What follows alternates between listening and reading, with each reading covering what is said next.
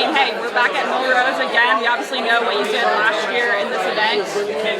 What are you excited to do this year? Obviously, the talk is like, oh, it could be a world record attempt, that sort of thing. So, like, what are kind of your expectations going into this? I mean, I think the biggest expectation overall is like going for the win and defending my title. I feel like that's usually why I don't like focus on records too much, is that it can kind of get lost and like you still have to win, and like that's a big part of it. So I think that's the goal overall, and as long as it's like I'm sticking to the pacer and just like really kind of pushing it afterwards, I feel like then yeah, the world record is definitely possible. But it's definitely like sprinkles to like my just getting the win. So yeah. How is your mentality going into this, like compared to last year, for instance, when you ran that 3:47? Like, do you feel, were you more nervous last year compared to this year? Like, were the vibes similar? Like, what do you feel? I was very nervous last year because it was like my first mile of like my pro career for real, basically. And so I was very just like, what am I capable of? And like I'm running against like Ali, who was like really good at the time, and just Mario, another one of my great teammates. And so like, and that pace was supposed to be going out really fast anyway, which it did. And so that whole race, I'm just like, oh man, like I hope this goes well. I hope I can like stick with it and have something at the end. And I definitely was able to, and it all went really, really well. But I'm just hoping for kind of a repeat of that energy a little bit from last year.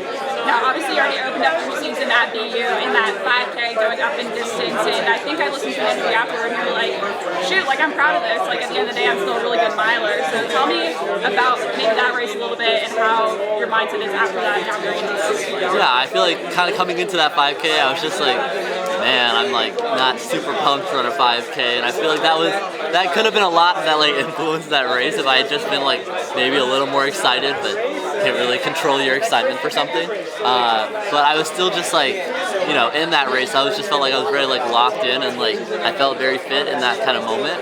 And coming out of it, I was like, even if I didn't come away with the win, I'm still like really happy with how I did, because to go into that race with that kind of mindset and to still like be able to run that well, I think is really cool. Would have loved sub 13 for like just the vibes, but alas. But still, I know I'm really fit, and I know that like coming into a race that I'm really excited for, that I'm gonna be doing really well. So now, obviously, we got Millrose this weekend because of USA's and hopefully World Indoors. Like, how does this now be like just the next stepping stone basically for like the back-to-back meets essentially? Yeah, it's interesting because like I go home Monday and then like I leave for Albuquerque on Wednesday, and I'm just like, it's like quick turnaround. But I feel like I don't know. Millrose feels like a lot more like intense than USA's feels. I haven't run USA Indoor specifically, but I feel like when you have like worldwide competition versus just like Americans, it's gonna like put a lot more pressure on you.